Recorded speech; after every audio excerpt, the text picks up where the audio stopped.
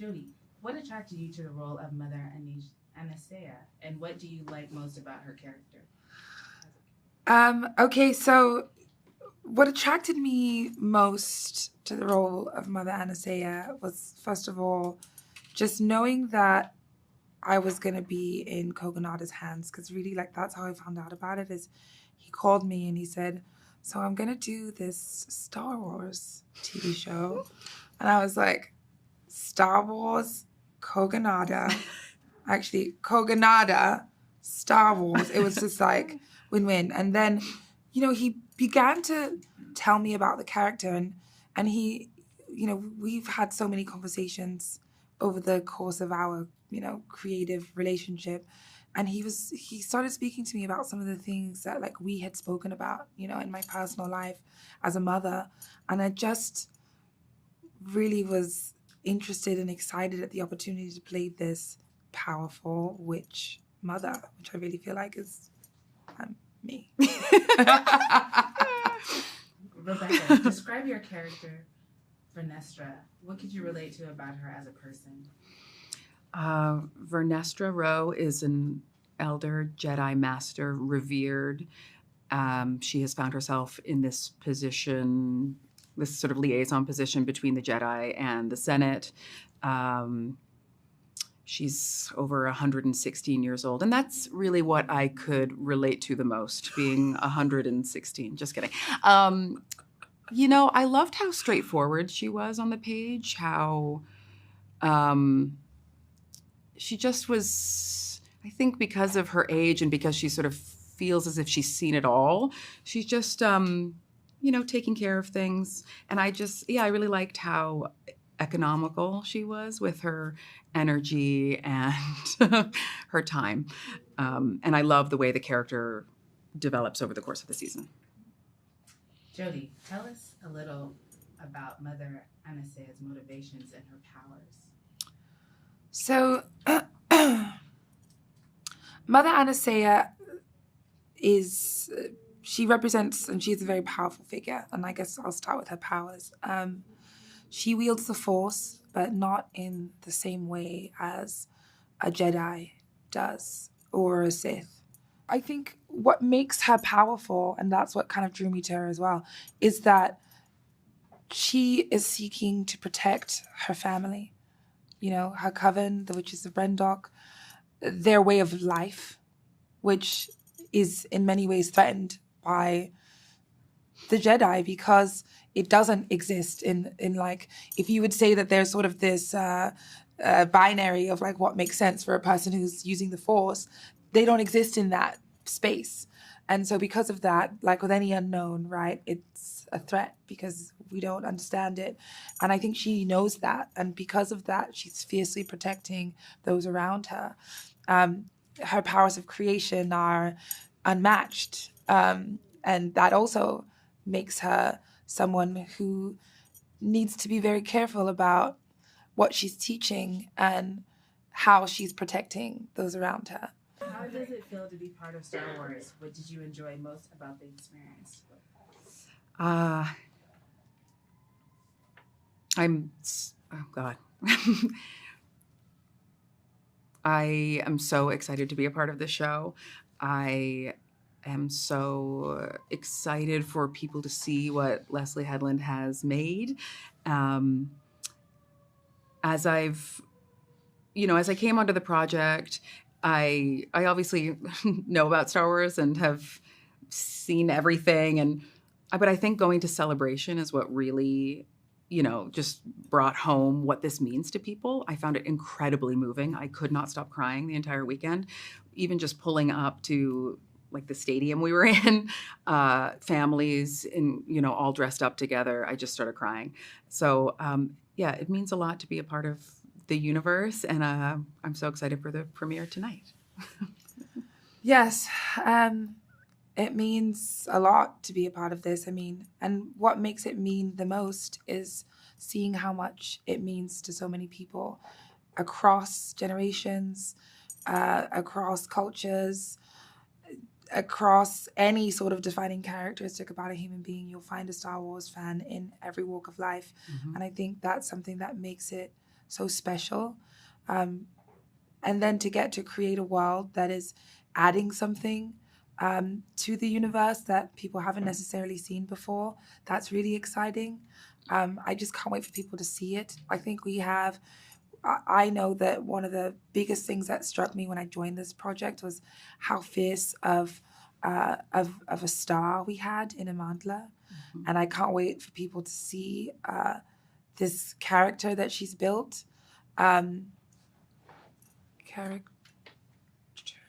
can I say that? Yeah, you can. These characters that she inhabited in two completely different ways, and with such not only an emotional and spiritual, you could see that she was taking an emotional and spiritual path into it, but also an intellectual path. I mean, when I stepped onto this project, I read an essay that a couple essays that she had written about her characters, and I've just never seen anybody approach anything that way. And I'm so excited for people to meet her and to see what this all is about. I'd be blown away.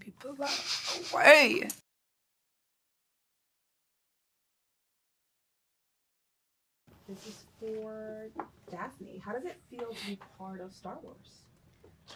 It feels like a huge honor, and I'm just really excited and happy and grateful that I was even considered for it. And Charlie?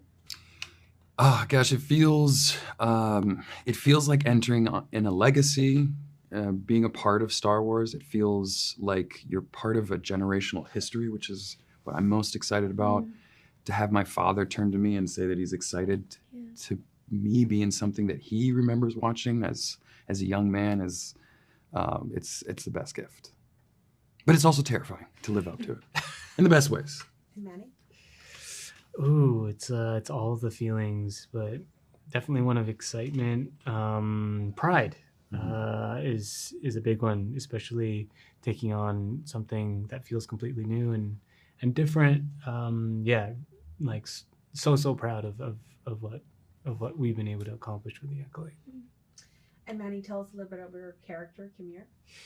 My character, Chimere, is a former smuggler, trader, who kind of finds himself in this broader story with May, one of our main characters, and having to help May and her master with their mission, trying to avoid the Jedi and just accomplish what maybe the dark side has in store. Charlie, what makes your character your tick? What makes your tick? JK, poking at my sides. No. Yeah. I think it's his desire to be best, to be good. It's not an outcome which any Jedi should be yearning for. He has a desire, though, to be of use, to be of service, and he wants to fulfill it in the best ways that he can. But that is a difficult challenge. And Daphne, tell us about your character, JK, is like. Jackie is a young Padawan to Sol, played by the incredible and incomparable Lee Jung-jae. She is a very talented Jedi. She is very overachieving. She's a perfectionist. She's very hard on herself, and she's just very curious and excited, and is taken by surprise with Osha and who this fascinating young woman is. Manny, what did you think when you first stepped on set? Is this a dream? What did I think when I first stepped on set? I was pinching myself because it felt surreal, just to hop onto a set that's, first of all, practical, and that has, all the elements that pays an ode to like the original trilogy. It felt like it was just an incredible special feeling. And can you describe the set where Kimir hangs out? Sure. You first meet Chimere and an apothecary, basically just, for a lack of a better term, a store or a corner store that has a bunch of potions and trinkets and tools, mainly for his smuggling practices. Charlie, what was the lightsaber training like? And how different was it from having toy lightsaber duels when you were a kid? How do you know I had toy lightsaber duels? Who didn't? Did you? I did, yeah, of course, yeah. I had them as an adult. I did them yesterday. What do you mean?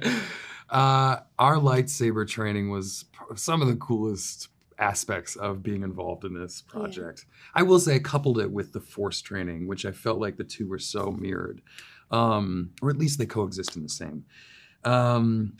I was very eager to figure out how to be the best saber wielder from the get, which is very Yord, and I think it ended up with me being very frustrated with myself. And Daphne, the dear friend that she is, and just great human being, gave me some love and support and helped me kind of find my own grounding within it, which was really invigorating, but so cool the stuff that we learned and that we now have in our back pocket. Yeah. I know I can pick great up a party stick off trick. the tree and throw some stuff around. And Daphne, tell us about your makeup and your prosthetics and describe the process to get on it every day. The makeup process for Jackie was completely transformative, and I honestly enjoyed every minute of it. It was a bit intense. I'd have to get up every morning at like 3:30 a.m. and then I'd drive into work, and then I'd be with my wonderful makeup artists, Jeremy and Rob, who designed the makeup look and just it sort of brought to life. They're such incredible craftsmen, and we got it down to an hour and a half, which is really impressive, and it consisted in we did the horns, we did a bald cap, we did a prosthetic over my forehead, and then we'd like put the wig over it, and then I'd have to get like airbrushed in color, and it was really just enjoyable in my hands, and I had to have like a special manicure, and it was truly just so important to have that as an actor for the character. And to be fair, I did every day when I rapped, I was ripping horns out. This was a pretty funny bog standard thing, but that apart from that, it was really fun thing to have on. Yeah. This is going to be for the three of you. Manny, we'll start with you. Sure. What did you enjoy most about this experience? Ooh, the food. No, We did have a great chef. yeah. Louis. I mean, Shouts out Louis. just everything. I think the thing that I love the most is that it became a very much, I've talked about this before, a collaborative experience. Again, Leslie, super collaborative, very much team mind frame. She delegates tasks as opposed to like being a dictator and just like trying to figure out everything on her own. And on my end, I was able to create a character with her, and it just makes it so much more special when you're able to build something with the showrunner from the ground up. Again, so much pride in it. I think, piggybacking off of what Manny just said, it was so incredible, the team on this production, in front of the camera and behind. We had the most incredible crew, and truly we couldn't have done it without them. They were just such a huge support system to us as actors, I think, and just, yeah. So it was amazing to get to work with such incredible talents, and I just feel like we had a really good thing going as just like a little community on set. And also, of course, just the fact that now we get to say that we were part of the Star Wars family is huge, and it's kind of forever. I think my favorite part of the funnest part, aside from both what Manny and Daphne were mentioning, which are incredible, more specifically even though, is walking onto the sets, and it's even walking onto the sets with the costume. The costume, and just at the rawest sense, me having fun, you know, having a robe and a lightsaber and running through a fern gully, basically, and Kofar and Kymir's, Kalnaka's, all the Ks. Let's stop saying names. Kalnaka's land, basically. It's like one of the coolest. It was a whole set of ferns and trees It and was. water, It and was I mean there was amazing. frogs living in it. It was It a had its whole own environment. microclimate going It on. literally did. Yeah, it's freezing. Being able to just explore those kinds of things in costume with it was like you can't. It's just like little kid fun, you know. Yeah, that's where we had most of our adult lightsaber battles. Yeah, professional. Yes. All right, that's it for the questions.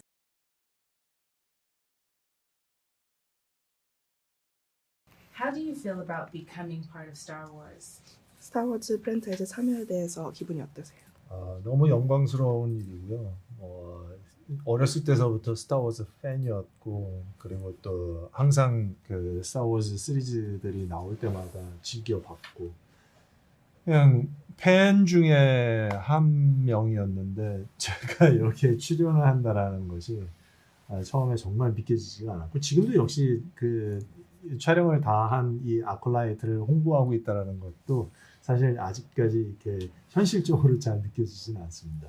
하지만은 이 아콜라이트를 정말 열심히 준비했고 정말 최선을 다해서 촬영했고 그랬기 때문에 그 많은 기억과 추억들을 홍보하면서 이렇게 많이 얘기할 수 있는 이 기회마저도 정말 소중하고 감사한 일인 것 같습니다.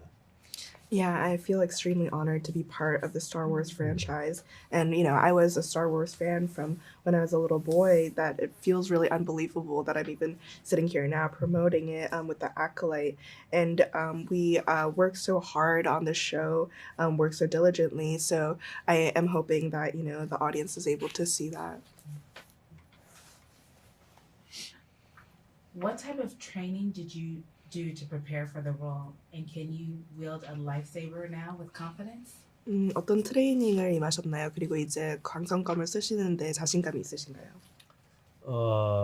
트레이닝을 촬영 전에 2달 전에 들어와서 하라고 해서 저는 사실은 그 액션 씬들이 많은 영화들을 그 전에 많이 했었거든요. 그래서 아니 뭐 얼마나 어려운 코리오그래피가 있는지는 몰라도 나한테는 2달은 굉장히 많은 시간이다. 그래서 나는 한 달 정도면 될 것 같다라고 얘기를 했는데 절대 안 된다고 2달 먼저 들어와서 액션씬을 이제 다 연습했으면 좋겠다라고 해서 이제 들어와서 처음 이제 그 액션 그 스태프 분들이랑 그 트레일러 아니 그 뭐죠 데모 영상을 네. 이제 보게 됐는데 와 너무 첫 그 액션 시퀀스가 너무 그 코리오그래피가 아름다운 거예요. 그 동선이라든가 그 둘이서 하는 어떤 그런 장면이 너무 멋있었어요. 그래서 그 장면들을 정말 다 완벽하게 하려면은 솔직히 2달보다도 훨씬 더 먼저 와서 준비했어야 되는구나라는 생각이 들면서 그러면서 이제 첫 액션 장면, 2번째, 3번째, 4번째 그 뒤로 훨씬 더 액션 장면이 파워풀해지는 그 프리비주얼을 영상을 봤을 때는 큰일 났다. 이거 2달 가지고 모자르구나 라고 하면서 정말 열심히 연습을 했고 그 다음에 라이트세이버를 가지고 또 연습하는 장면에서도 실제로 불이 들어오는 라이트세이버를 가지고 연습을 하다 보니까 훨씬 더 뭐라고 해야 될까요? 그 현장감이 있다라고 해야 될까? 그 감정 자체가 좀 다르더라고요. So we had 2 months of training before we started shooting the Acolyte. And, you know, I've done a lot of action in the past in my career. So I thought, 1 month should be enough for me. But when they showed me like a previs video of the choreography, I thought, wow, this is so incredibly beautiful from the blocking to the movement. And I also thought, oh man, 2 months might not be enough. And I thought, you know, the action scenes become more and more complicated, more powerful as the episodes continue. So it was something that I had to practice really hard for. In terms of the lightsaber training, we were able to do some training with the light actually coming on. So I think that really added to the realism and allowed me to focus on the acting on set.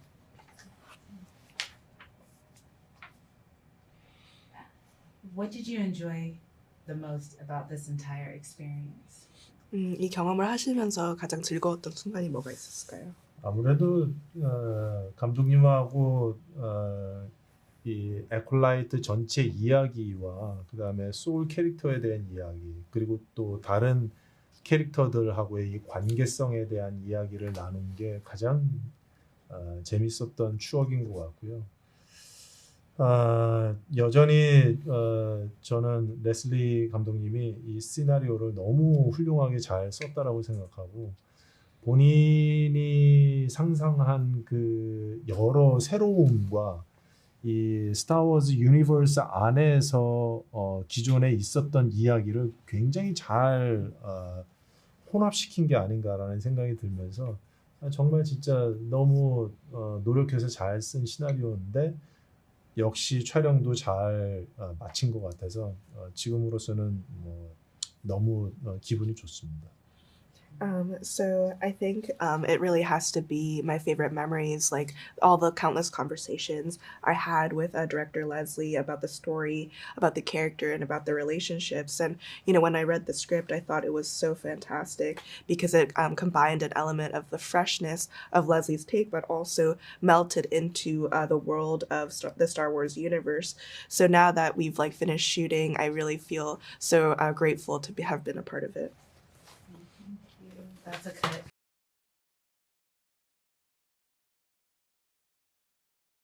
First question. Leslie, we know you are a great Star Wars fan. So when you envisioned the Acolyte, what was important to you to include in this story?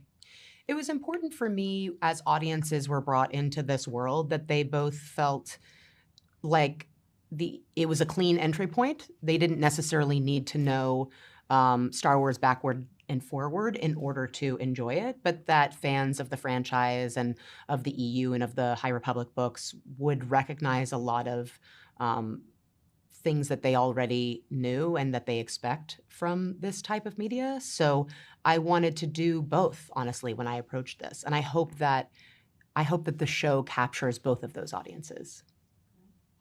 Mandela, how did you approach playing two characters, May and Osha? What was the most challenging aspect of that? Ooh, well, my approach, I really felt like I needed to know the characters inside and out if I was going to be oscillating between them. And so I wrote really long backstories for both of them and had it as kind of like a Bible for myself that I could always reference so I could understand their core struggles, which I felt like were already written in such a complex way by Leslie. But, I would just go through the scripts and pick apart subtext so I could really understand what drove these two people. And physically, I thought about yin and yang a lot and I thought that would just be such a fun concept to play with, because yang is light and it's masculine and yin is dark and seductive and feminine, and the interplay of those two things, I just really wanted to physically differentiate the two characters so you kind of always knew who you were looking at. The most challenging thing was scheduling. that was the hardest thing because I'm playing two characters and throughout a day maybe I'm switching back and forth between them and then also trying to find time to learn all my stunt choreography, not just for one of them but for both of them. And yeah, I was just always busy. Yeah, I felt that for you. Yeah. Yeah. The whole time I was like, I don't know how she is doing this, but she is doing it. It was astonishing to watch, not just your performance, but the mental and physical energy that it took to execute both those performances was superhuman. I still can't believe you did it. I mean, I can believe you did it. Stop. It's true. Stop. Leslie, how did the decision to design practical sets and not use CGI come about, and why was it important to you? It was important to me to utilize practical sets, puppetry, costumes that reflected the High Republic, not just Star Wars media we'd seen already for the Jedi, to utilize lightsabers that could still be used in combat, but still have a light emitting from them, which actually I didn't realize, but is really difficult to do because in order to have the lightsaber light up and still get the light off of other people's faces, they're very, very heavy. And the amount of work that you guys were doing with the lightsabers, they needed to be lighter, like they are in the prequels, in order to do that type of sword fighting. But they were all put in later. The lights were all put in later. So we had to basically make a hybrid of a Something new in lightsaber. between, yeah. So those types of things, they were a bigger challenge. But I think that the finished product visually recalls a type of Star Wars I grew up loving, but also the type of Star Wars I was interested in making and seeing. So, Mandela, tell us about your fight training and the weapons you learned to use. Do May and Osha have different styles? Yes. They have very different styles. And I think also Osha's style is kind of in a nascent place. Yeah. Which makes it opens up a big expanse for us in terms of where Osha goes, where she can go. But with May, I mean, I started by just my stunt master, my kung fu master and stunt trainer. His name is Jun Cheng Lu, and he was absolutely wonderful. And he started me off with there was a circle on a cardboard box with a cross and an X, and I would just trace them over and over again until the tape in the box would be taken away, and then I would be able to do those movements in the air without any sort of guidance. And then, you know, we practiced punches and kicks and like roundhouse punches and kicks, and it just slowly developed until like I had enough of a foundation to do the pick up the stunt choreography quickly, which ended up being really important, you know, because those two characters.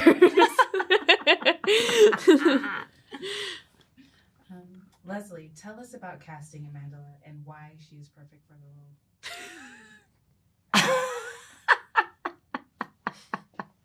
She's perfect because I, of course, had been a fan of hers. But The Hate U Give, I've given this answer before, but The Hate U Give was something where I felt like her performance was not only fully realized, supporting obviously the overall narrative, but that culturally it was also reflecting an environment and a climate. So it was like a performance that transcended just the narrative that was being told. And I think if you're going to do Star Wars, you need someone who can do that. You need someone who's not just thinking about the performances and the fight choreography, even though you did all of those things beautifully and very analytically and very thoroughly. But I think you also knew how to have that 4D experience of being part of this story, but are also the larger story and what it means to so many people. Last question for both of you. What does it mean to each of you to be part of Star Wars? Wow. I just hope I make my dad proud. He passed away recently, so I don't know. I when I started working on it, he was so proud of me, and he had dementia. So as I worked on it for the following 4 years, I sort of, you know, with dementia, you lose them before you lose them. So by the time he passed away last September, we were just putting the finishing touches on the show, and I've just felt sad that he never got to see it, because he was somebody that I really, you know, introduced me to Star Wars. So I felt like it was a big achievement that I wanted him. I guess he is still seeing it in some ways.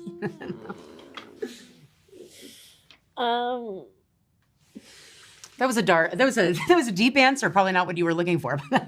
I'm That's so the truth. proud of her. Oh, thank you. I love you I'm so proud of you much. too. I love you. Yeah.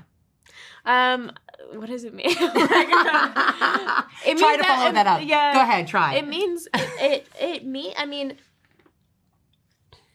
Star Wars, I think why it's so universally loved is because it has so many spiritual messages and so many messages around what it means to be a person, how hard it is to be a person, how we're always faced with these challenges that can compromise maybe our set of ethics or what we believe in, and staying true to what you believe in can be so challenging. And there's so many forces in the world that are so much larger than us that are hard to contend with. But ultimately, if you surrender and you surrender to the force that is larger than you, and you let that guide you. You honor yourself and the people around you. Yeah.